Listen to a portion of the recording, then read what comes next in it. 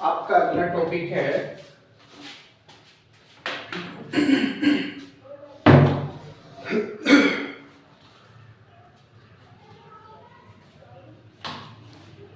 परावैद्युतांक अथवा आपेक्षिक वैद्युतशीलता।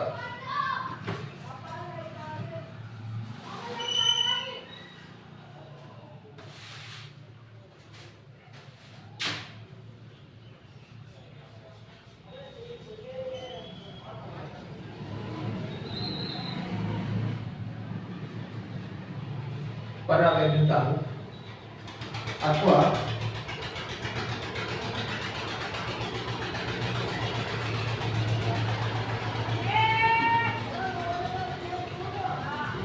आपेक्षिक वैद्युतशीलता।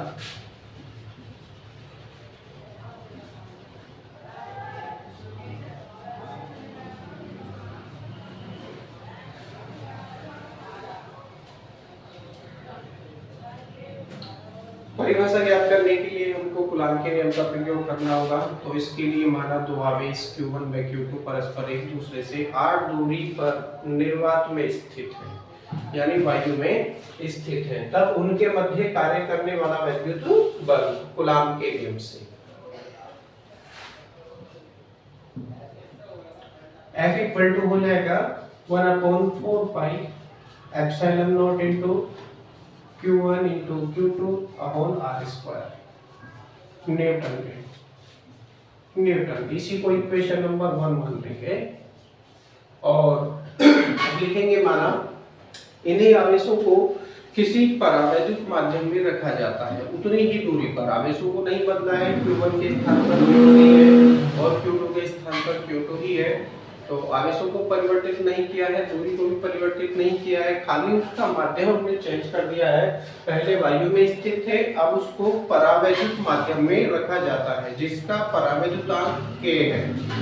तब उन दोनों आवेशों के मध्य कार्य करने वाला वैद्युत बल F डैश इक्वल टू परिवर्तित हो जाएगा, परिवर्तित होने के पश्चात हो जाएगा ये 1/4 पाई एप्सिलॉन 0 के Q1 into Q2 upon R square.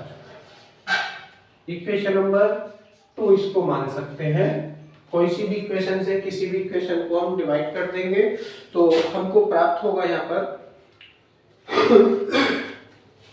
Equation number 1 को इक्वेशन नंबर 2 से यदि आप डिवाइड करेंगे तो आपको प्राप्त होगा F upon F dash equal to K। केवल यही चीज आपको प्राप्त होगी, बाकी सारी चीजें जो 1/4 पाई एप्सिलॉन 0 है 1/4 पाई एप्सिलॉन 0 से डिवाइड हो जाएगा, Q1 Q2 upon R square से Q1 Q2 upon R square पूरा कैंसिल हो जाएगा और केवल K बचेगा नीचे, 1/K हो गया पलट के ऊपर चला जाएगा, तो हमारे पास केवल बचेगा F upon F dash equal to K।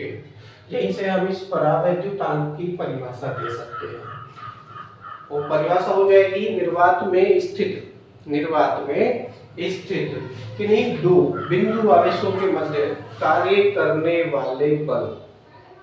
दोबारा समझ लेंगे, निर्वात अथवा वायु में स्थित किन्हीं दो बिंदु आवेशों के मध्य कार्य करने वाले वैद्युत बल तथा उतनी ही दूरी पर उन्हीं आवेशों को परावैद्युत माध्यम में रखने पर उनके मध्य लगने वाले वैद्युत बल के अनुपात को उनका परावैद्युतांक कहते हैं। एक फॉर्मूला होता है हमारे पास आपेक्षिक वैद्युतशीलता का, इसका दूसरा नाम आपेक्षिक वैद्युतशीलता भी होता है। तो आपेक्षिक वैद्युतशीलता का फॉर्मूला होता है जी epsilon equal to epsilon 0 into K। Epsilon equal to epsilon 0 into K। तो इक्वेशन नंबर 2 के अनुसार, क्योंकि यहाँ पर क्या बन रहा है एप्सिलॉन 0 इनटू K बन रहा है, ये शर्त यहाँ पर पूरी हो रही है, तो इसको लिख सकते हैं समीकरण या इक्वेशन नंबर 2 से। ये इक्वेशन कुछ इस तरह से हो जाएगी F dash equal to 1/4 pi epsilon लिखेंगे केवल, क्योंकि एप्सिलॉन 0 इनटू K के स्थान पर हमने केवल एप्सिलॉन का प्रयोग किया है, तो 1/4 pi epsilon into Q1 into Q2 upon R square. मात्रक अब भी न्यूटन ही है, कोई परिवर्तन नहीं हुआ है मात्रक में। अब इसको हम इक्वेशन नंबर 3 बना देंगे, इक्वेशन नंबर 3। अब क्या करेंगे, फिर से वही इक्वेशन नंबर 1 को 3 से डिवाइड कर लो या 3 को 1 से डिवाइड कर लो, जैसा भी आपकी मर्जी है वैसे से आप इसको कर सकते हैं। मान के चलिए इक्वेशन नंबर 1 को इक्वेशन नंबर 3 से हम डिवाइड करते हैं तो हमको प्राप्त होगा f upon f dash, f upon f dash equal to,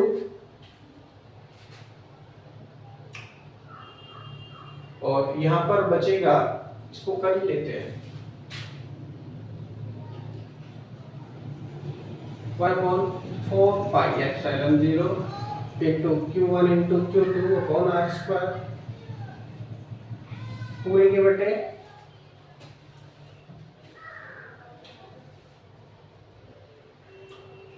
1/4 pi 1/4 pi epsilon into Q1 into Q2 upon R square.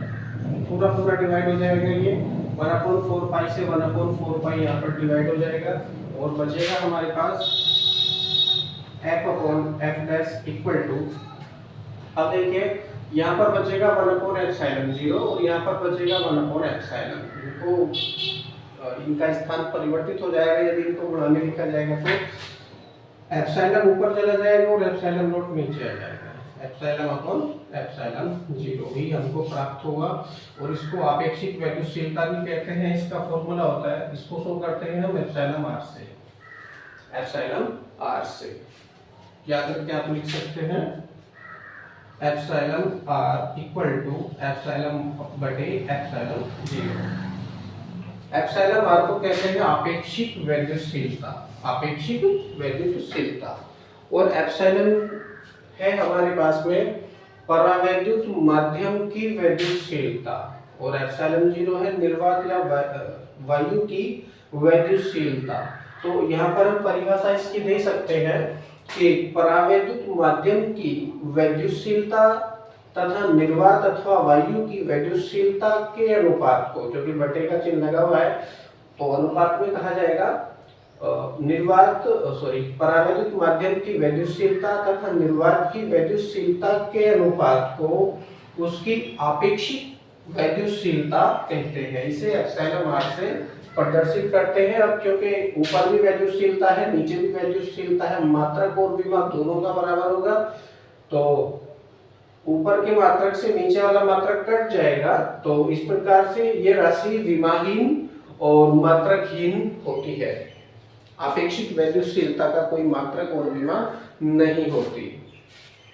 Now अगला टॉपिक है आपका स्थिर वैद्युत बल तथा गुरुत्वाकर्षण बल की तुलना।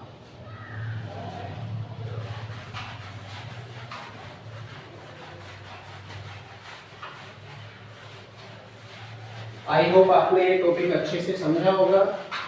कभी कभी परीक्षाओं में पूछ लिया जाता है, विमा और मात्रक भी पूछ लिया जाता है।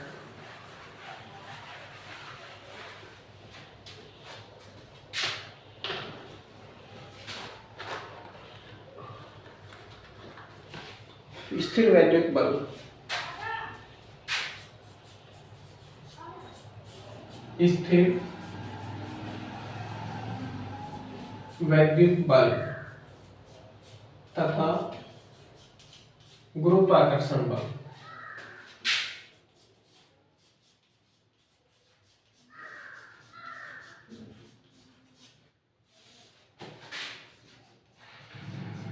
की तुलना हम कर रहे हैं। दोनों में क्या समानताएं हैं, क्या भिन्नताएं हैं, हम यहाँ पर इस टॉपिक में समझेंगे। दोनों ही बल है, दोनों का मात्रक न्यूटन ही होता है, क्योंकि दोनों ही बल है और दोनों ही सदिश राशियां हैं। इनको व्यक्त करने के लिए दिशा और परिमाण दोनों की आवश्यकता होती है। अब मान लेंगे, माना दो आवेश हैं, दो आवेश Q1 व Q2 हैं, तब उनके मध्य कार्य करने वाला वैद्युत बल कूलाम के नियम से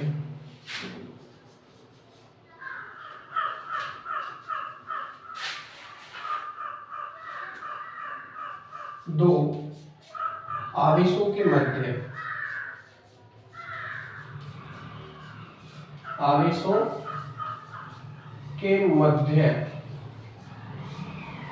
कार्य करने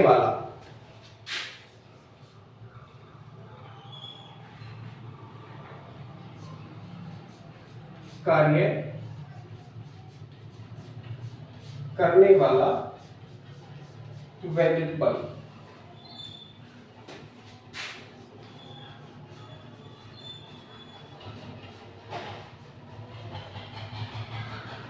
कूलाम के नियम से अब लिखेंगे यहां पर कूलाम के नियम से।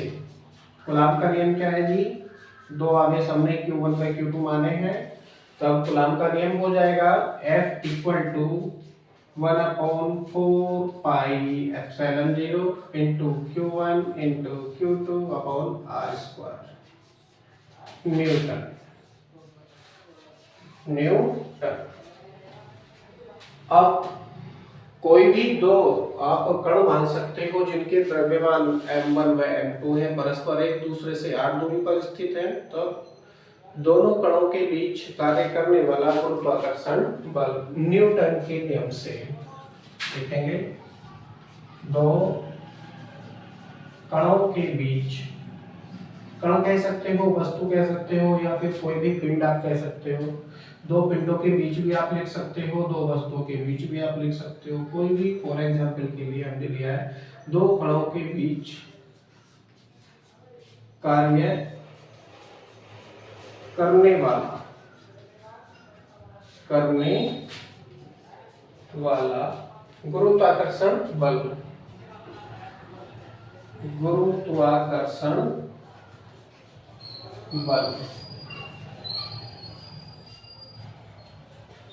न्यूटन के गुरुत्वाकर्षण नियम से।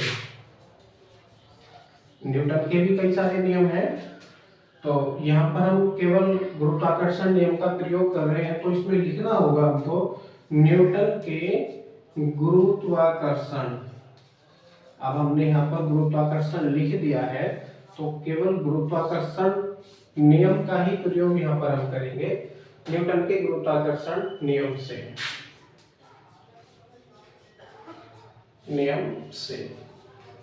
वो क्या है जी?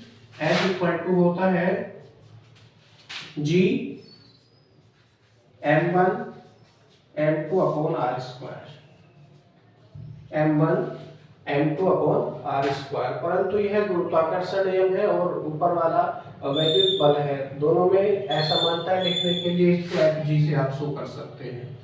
इसके सापेक्ष में G आप लिख सकते हैं। G का मतलब है गुरुत्वीय स्थिरांक यानी गुरुत्वाकर्षण बल।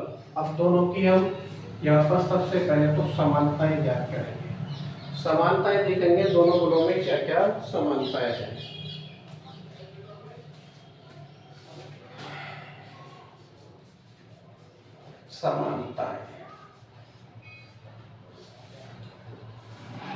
समानताएं क्या क्या हो सकती है दोनों का सूत्र हमारे पास में है। इन सूत्रों को जरा ध्यान से देखेंगे।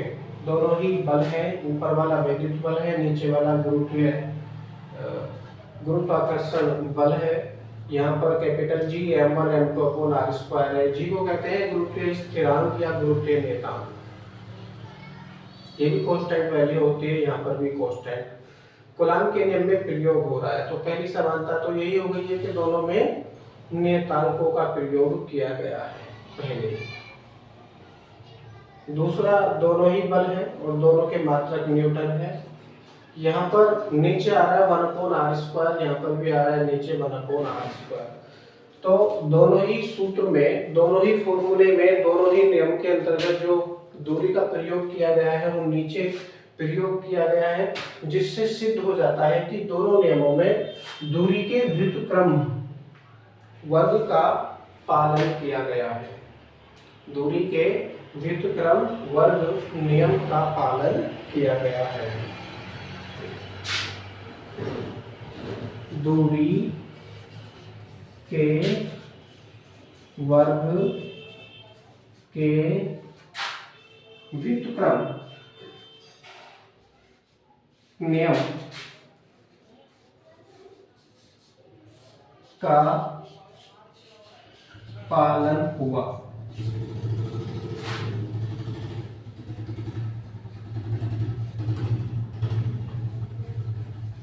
है। दोनों ही नियमों में दूरी के वर्ग के व्युत्क्रम नियम का पालन हुआ है। तो देख लेंगे यहाँ पर भी दूरी के वर्ग का व्युत्क्रम नियम यूज हो रहा है और यहाँ पर भी दूरी के वर्ग का व्युत्क्रम नियम प्रयोग हो रहा है, क्योंकि आप इसको लिख सकते हैं F प्रोपोर्शनल 1/r²। और दूसरे वाले में भी आप देख सकते हैं FG equal to 1/r²। Sorry, अनुक्रमानुपाती। तो दोनों में ही दूरी के वर्ग का व्युत्क्रम नियम प्रयोग हुआ है। तो पहली समानता तो ये हो गई है। इसके अलावा आप और देख सकते हैं इस सूत्र में क्या समानताएं हैं। पहले में जो लिखा हुआ है Q1 इंटू Q2 लिखा हुआ है, दूसरे में लिखा हुआ है फॉर्मूले में M1 इंटू M2। यानी पहले में आवेशों की मात्राओं का गुणनफल हो रहा है और नीचे दोनों कणों के द्रव्यमानों की मात्राओं का गुणनफल हो रहा है। तो यहाँ पर भी मात्राओं का गुणनफल हो रहा है। दूसरा आप लिख सकते हैं इसमें, ये दोनों बल केंद्रीय एवं संरक्षी है। दोनों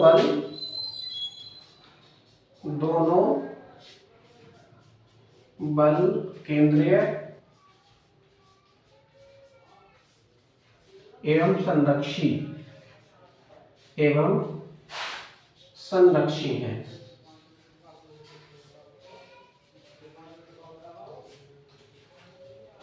दोनों ही बल केंद्रीय एवं संरक्षी है, अर्थात संरक्षित हो सकते हैं।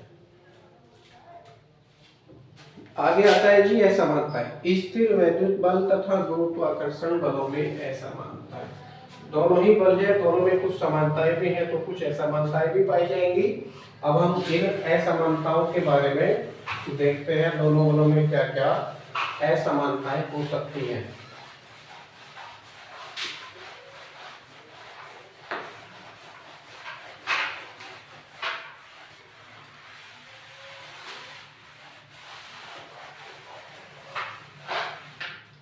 दोनों ही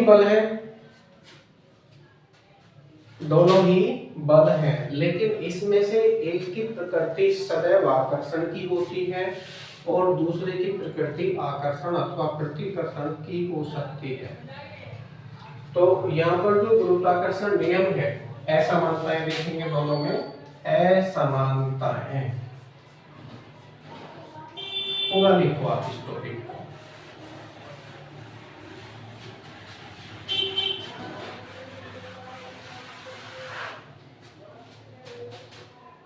गुरुत्वाकर्षण बल को हमने Fg करके लिखा है और वैद्युत बल को खाली हमने F करके लिखा है। में असमानता है, शॉर्ट फॉर्म में आप इसको इस तरह से लिख सकते हैं। असमानताएं पहली तो हो सकती है नंबर 1, दोनों ही बल है, ये तो समानता हो गई है। लेकिन इसमें से एक बल की प्रकृति आकर्षण की और दूसरे की आकर्षण और प्रतिकर्षण दोनों की हो सकती है। अर्थात कौन सी की हो सकती है जी? Fg सदैव कौन सा होगा जी? आकर्षण, हमेशा आकर्षण बल होगा। Fg अर्थात गुरुत्वाकर्षण बल सदैव आकर्षण बल होता है।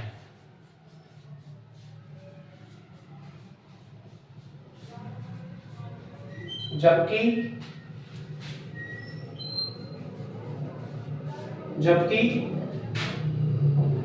वैद्युत बल आकर्षण व प्रतिकर्षण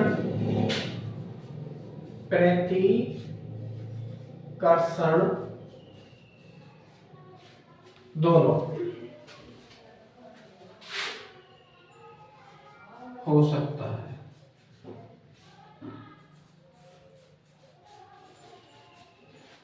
ये डिपेंड करेगा कि आवेश कौन कौन से दे रखे हैं।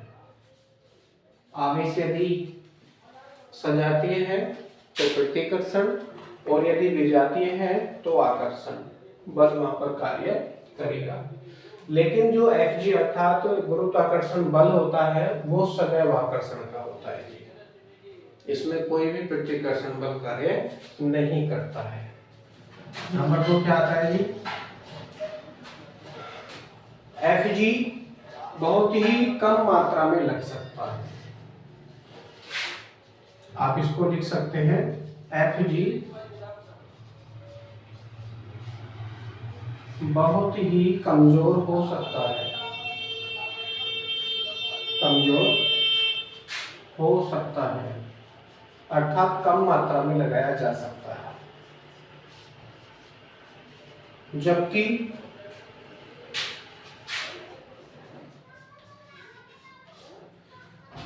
F अर्थात वैद्युत बल अधिक प्रबल होता है, अधिक प्रबल होता है।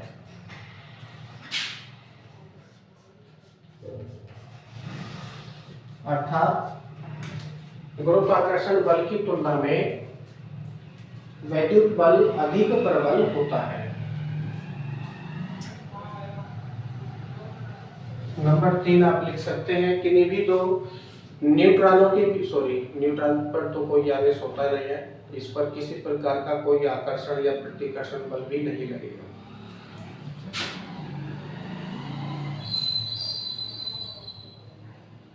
दो प्रोटॉनों के बीच लगने वाला वैद्युत बल उनके बीच लगने वाले गुरुत्वाकर्षण बल से 10⁻36 गुना अधिक होता है, जबकि दो इलेक्ट्रॉनों के बीच कार्य करने वाला वैद्युत बल उनके बीच लगने वाले गुरुत्वाकर्षण बल से 10⁻43 गुना अधिक होता है। दो प्रोटॉनों के बीच कार्य करने वाला, प्रोटॉनों के बीच ले रहे हैं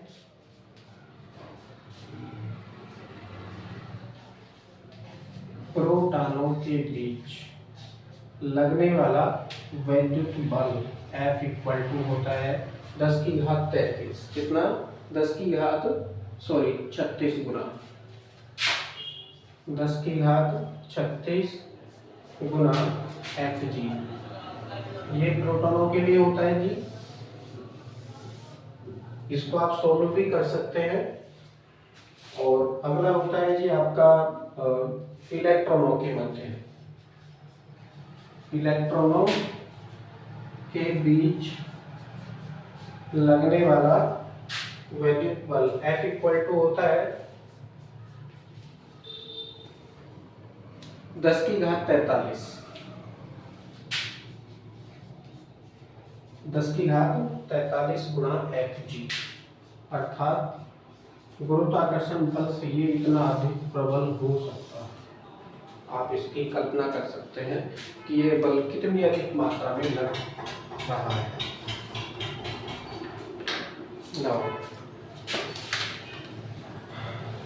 आगे इसके कुछ उदाहरण भी दे रखे हैं, तो एक दो उदाहरण भी हम कर लेंगे।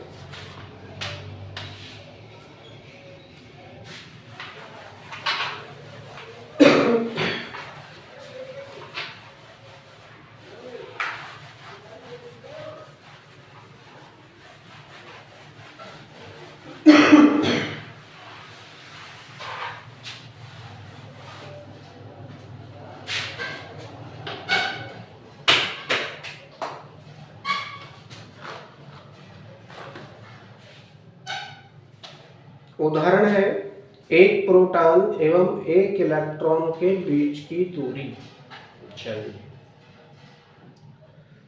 × 10⁻⁻15 मीटर है। इनके मध्य लगने वाले वैद्युत बल के परिमाण एवं प्रकृति की गणना कीजिए। तो यहाँ पर दो चीजें दे रखी हैं, एक तो इलेक्ट्रॉन दे रखा है और दूसरा प्रोटॉन दे रखा है। दोनों को 4 × 10⁻⁻15 मीटर पर रख दिया है इन्होंने। वो पूछते हैं इन दोनों कणों के बीच लगने वाला बल और इसकी प्रकृति क्या होगी।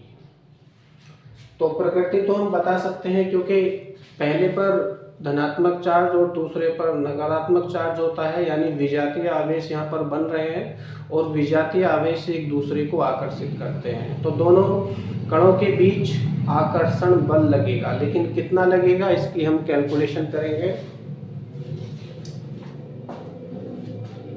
दोनों आवेशों के बीच की दूरी उन्होंने दे रखी है, r इक्वल टू दे रखा है 4 गुणा 10 की घात -15 मीटर। एग्जाम्पल आप इसको समझेंगे, 4 गुणा 10 की घात -15 मीटर। कोई भी चेंजिंग इसमें हम नहीं करेंगे, ये m के सीरीज में सारी वैल्यू दे रखी है। मीटर को m से मैंने शो किया है। r इक्वल टू 4 गुणा 10 की घात -15 मीटर। अब यहाँ पर बल ज्ञात करने के लिए इन पर आवेश भी हमको पता होना चाहिए। तो इलेक्ट्रॉन का जो आवेश होता है, इलेक्ट्रॉन के आवेश को E से शो करते हैं। E small e equal to minus का चार्ज इस पर होता है 1.6 इंटू 10 की पावर -19 कूलाम। कूलाम को मैंने C से शो किया है। ओके, कूलाम को मैंने C से शो किया है। इसके बाद में जो दूसरा कण है वो प्रोटॉन दे रखा है। मान लेंगे प्रोटॉन के आवेश को Q से हमने शो किया है और इस पर इतनी ही मात्रा में धन आवेश होता है, अर्थात Q equal two plus 1.6 into 10 की पावर -19 कूलम। यह है जी प्रोटॉन के लिए। और ऊपर वाला जो E से हमने शो किया है वो है इलेक्ट्रॉन के लिए। आप इसको लिख भी सकते हैं इलेक्ट्रॉन के लिए। अब पूछते हैं इनके मध्य लगने वाला वैद्युत बल। तो थ्योरी में लिखेंगे इलेक्ट्रॉन व प्रोटॉन के मध्य लगने वाला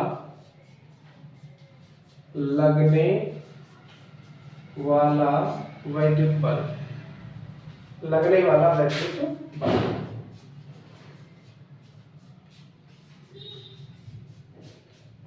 डैश लगाएंगे और यहाँ पर हम कूलाम के नियम का प्रयोग करेंगे। तो थ्योरी में लिखना होगा कूलाम के नियम से।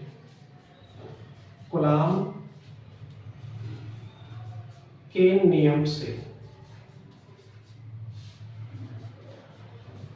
कूलाम का नियम है F equal to 1/4 pi epsilon 0 Q1 into Q2 upon R square होता है। तो पहला आवेश हमने E माना है तो E का प्रयोग करेंगे और दूसरा आवेश हमने Q माना है तो यहाँ पर Q का प्रयोग करेंगे अपॉन में R स्क्वायर। अब यहाँ पर सारी वैल्यू हमारे पास में है, उन वैल्यू को हम रखेंगे और कैलकुलेशन करेंगे। तो F equal to 1/4 pi epsilon 0, इस पूरे की वैल्यू होती है 9 गुणा 10 की घात 9, यानी 9 इंटू 10 की पावर 9 इंटू E की वैल्यू हमारे पास है 1.6 इंटू 10 की पावर -19। अब हम कैलकुलेशन कर रहे हैं तो सारी वैल्यू प्लस में लिखेंगे। यहाँ पर माइनस और प्लस का कोई प्रयोग कैलकुलेशन में हम नहीं करेंगे। इंटू Q की वैल्यू भी इतनी ही है 1.6 इंटू 10 की power -19 upon R square. R की वैल्यू हमारे पास है 4 गुणा 10 की घात -15 4 इंटू 10 की पावर -15 और इसका भी क्या है जी पूरे का स्क्वायर। तो ये ब्रैकेट लगा के पूरे पर हम स्क्वायर लगा देंगे। अब हम कैलकुलेशन करेंगे।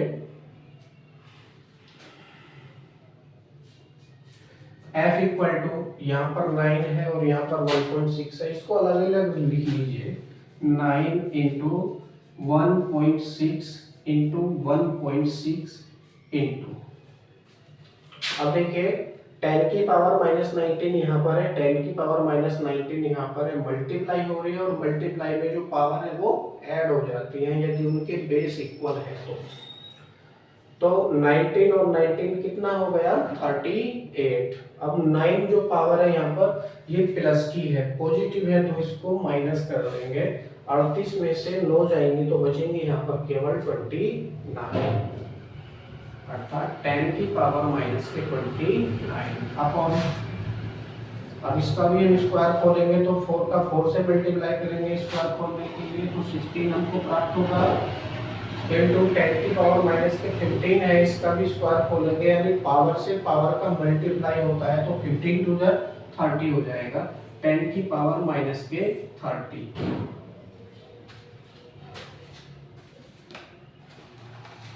अब इस पॉइंट को हटाओ तो नीचे एक 0 बढ़ जाएगा, यानी 10 बढ़ जाएगा, यहाँ पर भी 16 हो गया, यहाँ पर 16 हो गया, तो 16 से 16 कैंसिल हो जाएगा, और 1.6 है, इसका भी आप पॉइंट हटा देंगे तो नीचे एक और 0 बढ़ जाएगा। ओके, अब इसको कैलकुलेशन करेंगे, आगे आप देख लीजिए क्या होने वाला है इसमें।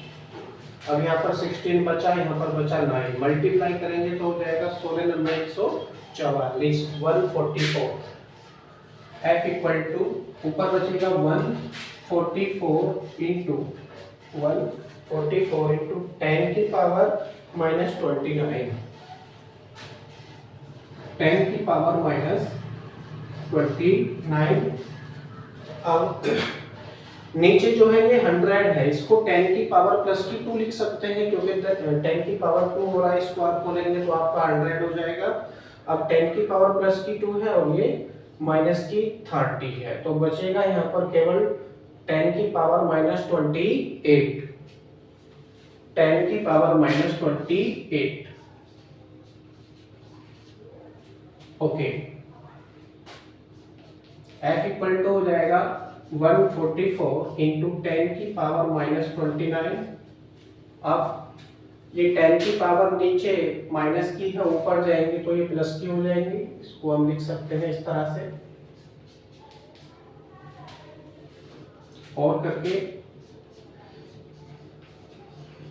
आप देखिए ये 29 माइनस की है और ये 28 प्लस की है, तो ये डिवाइड हो जाएंगी और यहाँ से केवल बातें कटेंगी, एक माइनस की बचेगी यहाँ से, तो लिख सकते हैं f इक्वल टू 144 इंटू 10 की पावर माइनस 1, 144 इंटू 10 की पावर माइनस 1, इसको आप माइनस खत्म करके लिख सकते हैं f इक्वल टू 14.4 न्यूटन। ये हमने बल निकाल लिया है, यानी इलेक्ट्रॉन और प्रोटॉन के बीच में 14.4 न्यूटन का बल लगेगा। और इनकी प्रकृति कौन सी होगी जी, पहले पर माइनस का चार्ज है और दूसरे पर प्लस का चार्ज है, विजातीय आवेश ये बन रहे हैं और विजातीय आवेशों में हमेशा आकर्षण बल लगता है, आकर्षण बल। तो क्वेश्चन खत्म करने के पश्चात आपको आकर्षण बल भी लिखना होगा, अन्यथा नंबर कट सकते हैं, क्योंकि ये चीजें हमसे क्वेश्चन में पूछी है।